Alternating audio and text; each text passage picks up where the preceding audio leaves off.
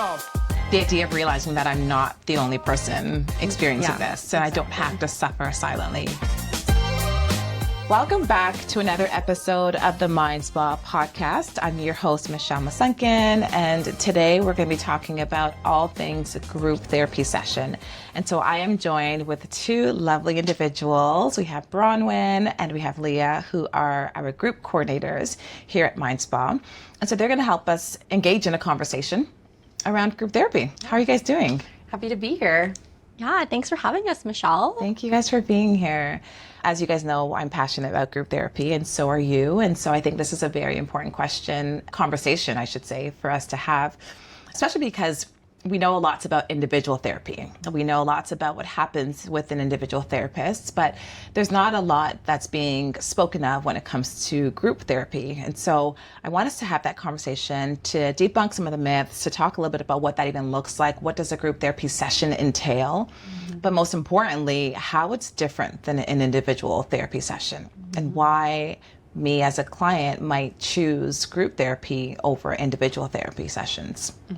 So maybe we'll start there. So what is the difference that you have seen between group therapy sessions and individual therapy sessions? That's such a good question, Michelle. As we know, therapy can be done in individual sessions or in group sessions. Group sessions are really great because you're in a room full of people, usually 5 or 6, who are experiencing the same thing as you. Whether you have ADHD, insomnia, whether you're going through a life transition, you're in a room with people who are experiencing that. So there is a commonality and there is an aspect of mutual aid that you don't get in an individual one-on-one session. That's a good point. I always kind of liken it to there's somebody in the group who reflects kind of where you want to get to in your treatment, and someone who reflects perhaps where you have been or where you're coming from. And so that mutual aid piece becomes important because you don't realize how much you're being helped and how much you're also helping another individual. Yeah. Exactly. And we've seen some really good conversations happen in group between the participants where there's learning happening from each other and in discussions. I think that's a big thing. In individual sessions, it's just you and your therapist. You go back and forth. And in group, you get to take on all these new perspectives and have a therapist in the room. So you get to have their advice, but you also get to hear how other people have dealt with it in the same situation. Do you find that that can feel a little bit daunting for people when you're like, there's all these perspectives? Like, why would I want to be in a setting where I am doing this kind of work with other people? Do you find that that comes up a lot in your pre-screening or your pre-assessments? Oh, for sure. Most people, if they've done any therapy, it's individual therapy. Right. So there is a certain level of familiarity and comfort with that. Yeah. I do hear a lot of nerves, anxiety around group therapy. We like to assure people that we try to make the space as safe as possible. When we are starting a group, we go over the guidelines for behavior, what our expectations are of the participants, what you can expect from us as facilitators. And we really try to create some group norms around that. I like that. And I think for some people, they might feel maybe embarrassed about the issues they're having or feel like they want to keep it private and just a professional in the room. But I feel like privacy can also be described as isolation sometimes, where you can feel isolated in your struggles. And so going into group and divulging that and being vulnerable can make this connection with people that gets more benefits than kind of just keeping it to yourself. The idea of realizing that I'm not the only person experiencing this, and I don't have to suffer silently when I'm going through this. Exactly. Does that help? Do you find that there's like this together cohesion that builds over time, or do you see that evolve over time as a facilitator from the outside looking in? What do you notice happens group dynamic wise over time? I would say we definitely see it evolve, especially in our longer groups. Our ADHD group is usually 12 weeks, whereas our CBT-I group is 8 weeks. In our ADHD group, we definitely see the first couple sessions, people a little bit more nervous, hesitant to share. But as we get through the midpoints and towards the end, we see a very high level of group cohesion. People are more open, willing to talk about their experiences, have those discussions. Yeah, I feel like the first session is everybody's a little bit on their toes. They don't know what to expect. They might be a little closed off. And then by the last session, it's like know this whole person's personality. Like they really come out of their shell. I love that. It's really nice. And then we see bonds get created too, where people maybe stay a little longer after session and chat a bit more, get into more detail, or if they, in their break, instead of just going to the bathroom and going on their phone, they're actually sitting and talking about their lives. Yeah. I've seen that. I've seen that where I'm like, I'm going to leave, but you guys can do your thing. Totally. Yeah. Yeah, that's cool. I think one of the great things about our groups is that they are structured. So one of the questions or concerns I get in group pre-assessments is, am I going to be sitting in a circle talking about my feelings, hearing about other people's Singing feelings? Kumbaya. There's a lot of misconceptions. Exactly. And our CBT for ADHD and our CBT-I groups, they are psychoeducation-based and they are structured. So we usually start with a check-in, we do some psychoeducation, we go for a break, we have a discussion, we do an activity, and then we do a checkout. So they are structured in nature, and as facilitators, we ask specific questions related to the material. So it's not an emotional processing group. You're here to learn, to discuss, and to build your toolkit of skills and strategies. Yeah, I think some people might worry, like, what if I have nothing to talk about? Or like, I don't know what to say to other people. What am I supposed to like give advice if I don't know what I'm doing? But these groups that we have, you just show up. And we provide the content. We're going to ask you some questions. You don't need to feel like you need to prepare something. Like you're just coming and following along with our structure. That's amazing. And so that helps to really work on the nerves as well, right? The idea is just to show up. Some days I might have something to contribute. Other days I might just be present and be a listener. But either way, I'm here. Yeah. And that's the most important piece. Yeah. Exactly. And we might run into people too who do feel kind of skeptical about starting group. We've had people say that, where they're just like, I don't know, I don't really get, I don't talk to a lot of people about this, I don't know. And all we ask is that if you're maybe 90% closed off, give us that 10% open mind. Like, just give us some cautious optimism that there's possibility for change, or that this can be something for you. And so some of the groups that we currently offer, maybe we could talk a little bit about those ones as well too. And so there's a cognitive behavioral therapy for insomnia, CBT-I, and then there's cognitive behavioral therapy for ADHD, and then there's one reintegration and transition group for individuals leaving the Canadian Armed Forces.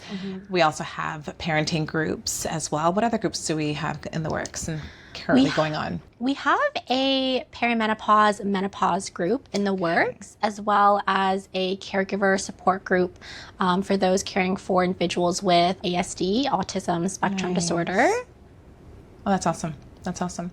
So there's something for everybody in a lot of ways. And so why would they choose group versus individual? Is there a cost price difference as well too for individuals? Yeah, usually there is quite a significant cost difference. Usually it's about half the price or less than group therapy versus individual therapy. So that makes it accessible in a lot of ways as well too. Much more accessible. Yeah, good. Maybe tell me a little bit about the cognitive behavioral therapy for insomnia group.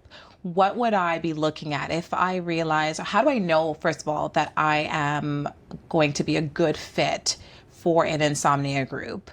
And if I do end up becoming a good fit for the group, what would I expect the next 8 weeks of my life to look like? So insomnia, as most people know, is disrupted sleep. So you might be having trouble falling asleep. You might have trouble staying asleep, having a lot of awakenings in the night. You might be waking too early.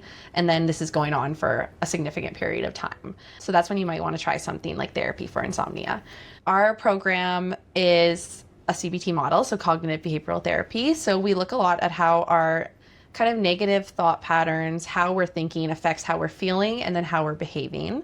And throughout the 8 weeks, we look at things like changing our sleep hygiene. So that's a behavioral one. Changing our thoughts and worries about sleep. That would be a cognitive one. And then we also do some like mindfulness, mental imagery, relaxation techniques. So across the 8 weeks, we might see something like that.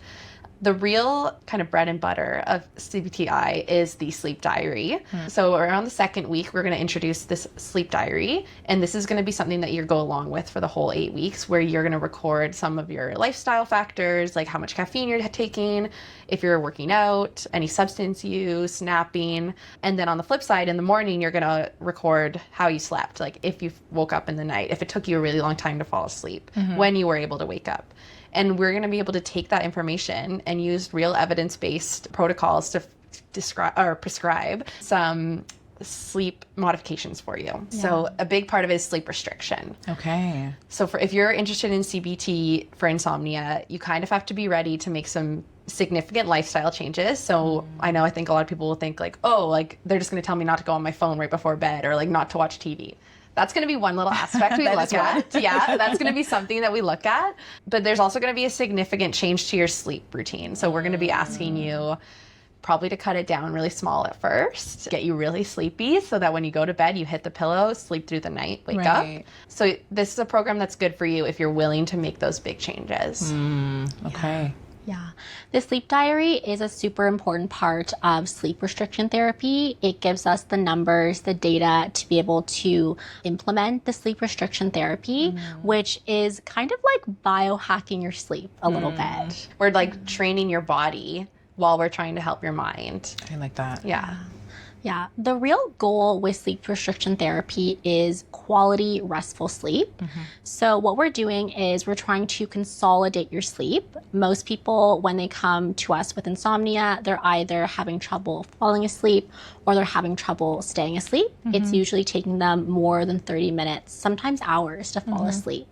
And they might be waking up once, twice, multiple times in the middle of the night for various durations.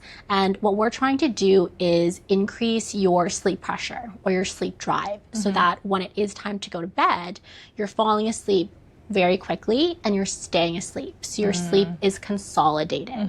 And once we have you getting better quality consolidated sleep, then we're going to give you more sleep and increase that quantity.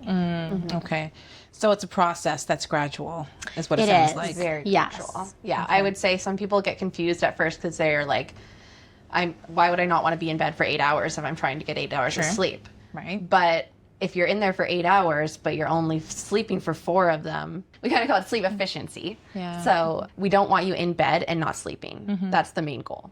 We don't want bed to be associated with waking up and being frustrated and annoyed and like worried about stuff. We want bed to only be associated with sleep. So if we can make it be that you're in bed for 5 hours and you're actually sleeping for 5 hours, that's some really good efficient sleep. Right.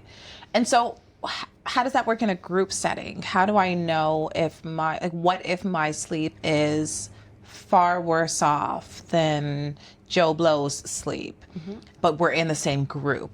Like, how does that work? Yeah, that's totally okay.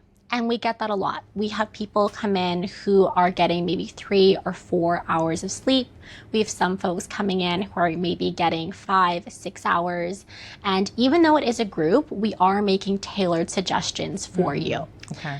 So the psychoeducation remains generally the same. We're teaching you about the sleep architecture. We're teaching you about sleep hygiene, cognitions.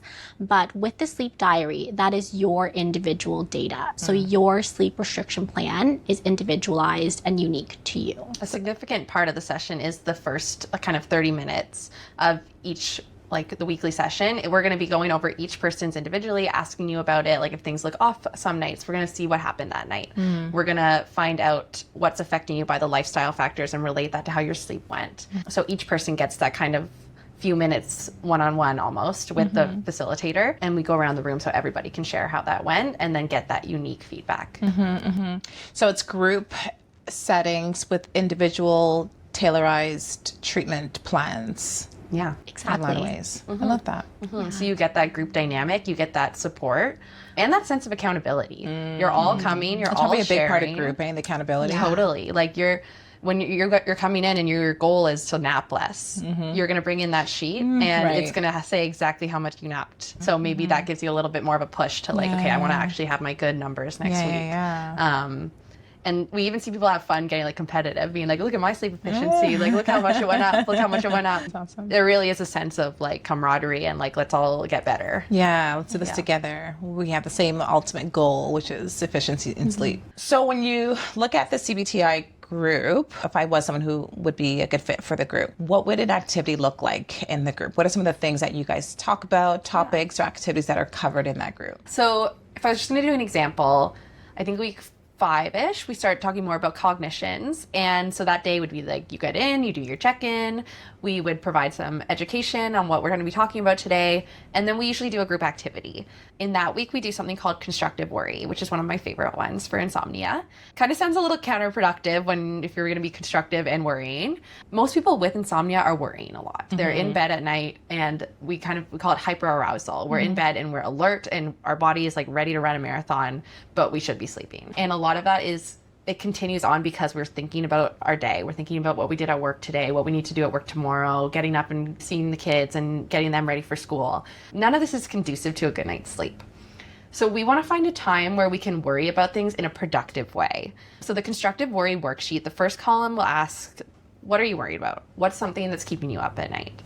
And then you're going to write out your worries. And then in the next column, you're going to look at it and say, is this in my control or is this not in my control? So like, is this something I can fix, or is there maybe not a quick fix to this issue? If there is a quick fix, if it's the lawnmower is broken, then we can write down in the next column, tomorrow I'm going to get the part I need. If it's, I have a big presentation coming up for work, that's a fair worry. Our plan can be, tomorrow I'm going to set aside a block of time to start preparing for it. If it's bigger, if it's not really in our control, if it's something about politics or the weather, that's a little less easy to come up with a plan for. We can acknowledge that. We can put that in the column. This is out of my control. So my plan is I'm going to start working on coping mechanisms. I'm going to start working on acceptance. I'm maybe going to talk to someone who knows more about this than I do. And that's still a plan. And then the next step you do is fold it up and you put it on your nightstand. And then when you're getting to bed and maybe these worries start creeping in again, you look at your sheet and remember, okay, I thought about these things already when I was my most productive self, when I was in a good state of mind, and these are the plans I came up with.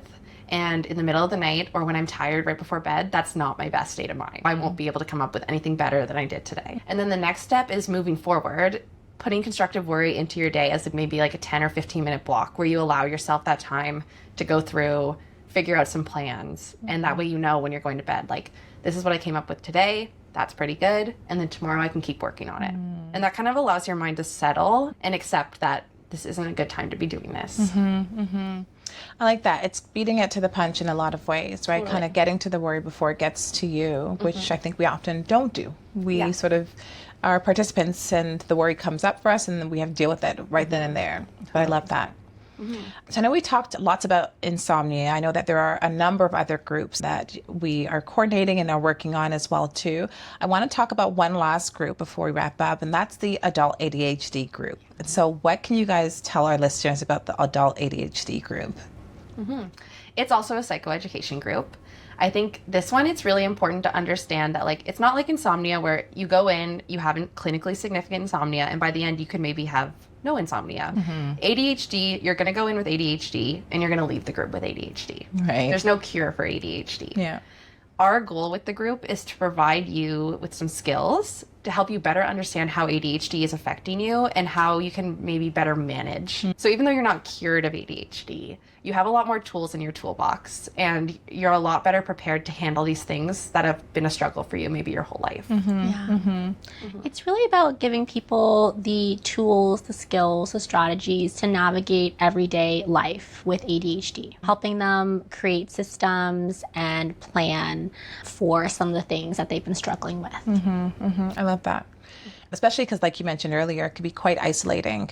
And I know one of the big things with ADHD, the important things I should say with ADHD, is developing a community where you can share resources, you can share tips and ideas and strategies. And we see that a lot in our groups where like, have you tried this app or have you tried this tool? And so I think that's the beautiful part about ADHD. If anything, again, you still have ADHD, but now you also have a community. And I think that's huge when it comes to navigating the world around not in isolation. That's the thing, is like ADHD is a type of neurodivergence.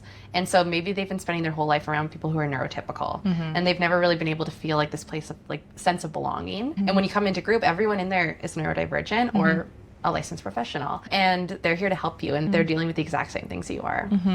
I love that. So if I've identified that, you know what, I think I want to give group therapy a try, whether it's the insomnia group or the parenting group or the menopause and perimenopause group or ADHD or DBT or any of the groups that are offered, what would that process look like for me?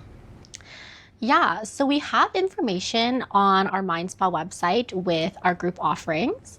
You'd be welcome to book an appointment, a consultation to learn more about it. You can email us, you can give us a call. Usually we start with a 20-minute consultation. We can answer any of your questions, tell you a little bit more about the group, give you more details about start dates, prices, stuff like that. If you decide that you do want to be part of a group, say CBT for ADHD or CBT-I for Insomnia, we're going to book a pre-group assessment. We're going to send you some pre-screening measures, some surveys to fill out before you do the appointment. And then once you come in, we're going to review those with you, ask you some specific questions pertaining to whether it's your insomnia, your ADHD, if it's for the menopause group, things related to that. And we're going to make sure that what your hopes and goals are for the group are a good fit with what we're able to offer. Good. Yeah, and I want to say too that 20-minute consult, that's free. So you can book that and just get all the information you want about it. Really figure it out. So you don't have to make any kind of price commitment, just to ask some questions and figure out if it might work for you. Yeah. And so speaking about commitment, what does the commitment look like once I am in the group? Is there sort of like in between session work that I have to do? Is it all done in the group setting, or are there expectations for me outside of the group format? Yeah, I think I can break down kind of what a general session would look like. So on your first day, you might be feeling some nerves. You might be like, this is all new. These are new people. Maybe about your first time doing therapy. So the first 15 minutes on the first day, you show up maybe 5 minutes early. We kind of want everyone there on time. That can be hard for ADHD sometimes. But you're going to get there, find a seat. In front of you, you will have your manual. You might have a little check-in sheet so we can get an idea how you're feeling today. And then any resource that we're going to be providing that day, so that you can just grab a seat wherever you like, find that. And then the first 15 minutes of your first session, we're just going to be going over the group guidelines. We're going to introduce who we are. We're going to ask you who you are. We're not going to make you say a fun fact about yourself or something to scare you, but we might just check in quick and see what your mood is. You can introduce each other. And then we go over the guidelines. So some of the stuff that you should expect from groups, some of the stuff we're going to be asking of you, and then what you can expect from us going forward. And then we get into the content. So week by week, we're going to do a check-in. This might last like 20 minutes. Longer days might be closer to 30. We get into our content for the day. There's usually a topic for each session. So if it's insomnia, we might be talking about the behaviors about sleep, the worries about sleep. If it's ADHD, it might be attention span. It might be emotional regulation. We have a different topic every week. Each session is usually about 2 hours. So we take a break in the middle and then we get back. This might be when we start an activity. We're going to do it all together. We're going to discuss what we put down, maybe support each other, give some advice on how we could do it a little bit better. And then we're going to do the checkout where we assign some homework. So there will be a bit of between session stuff usually. We check in to see if that's going to work for you, if there's any challenges you anticipate, and we kind of collaboratively all together decide if we can help you with that. And then we say our goodbyes. And you can stay and chat if you want, but there's no mandatory reason to. But if you're getting along with people, it's a nice way to bond. That's awesome. And then week by week we do that. So the homework, the or between session stuff, it's usually whatever kind of topic we were discussing. We kind of give you some goals for the week to start working on that. So if it is the maybe attention span week, it might be something like set aside some time and let's figure out how long your attention span is. Like start working, set a timer, and figure out how long it takes to get distracted. If it's the SMART goals week where we're creating goals around like self-care or time management, we're gonna make those goals in session, and then your homework is to keep working on them. And it's a little bit different where every week the homework is gonna be the sleep diary. So that's guaranteed. And then on top of that, we're gonna give you a couple strategies, tools that we want you to keep practicing. Okay. So the out-of-office practice is a part of the program and an important part of the program from what I'm hearing as well, too. Yeah, for sure. 2 hours a week, it is a lot of time, but in the context of a whole week, we want you to be practicing the skills and the strategies that we're using. Practice makes better. Like that. I know I've heard a couple myths or misconceptions about groups. So I wanted to talk about that a little bit and debunk some of those myths and misconceptions. So some of the ones that come to mind is that I am going to be ostracized or isolated or judged even for either having a different perspective or bringing differences to the group, whether it's in terms of my symptoms and the severity of those symptoms. Have you guys heard that? And what would you say to someone who has that thought or that hesitation about coming to group because of that?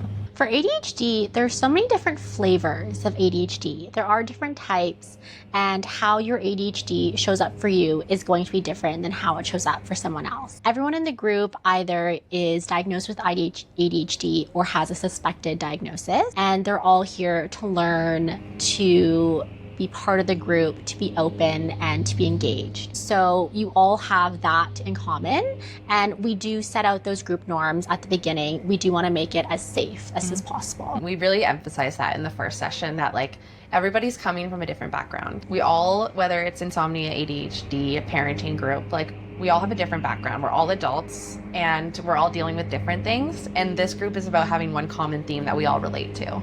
So you don't have to be the same as everybody. We don't expect that. We actually love the diversity of the groups because it does bring those different perspectives. So we have heard that. We have heard people worrying about maybe being judged. And I can say in my experience that we haven't seen very much judgment. It's a lot more of like finding that commonality and trying to support each other. Yeah, For sure.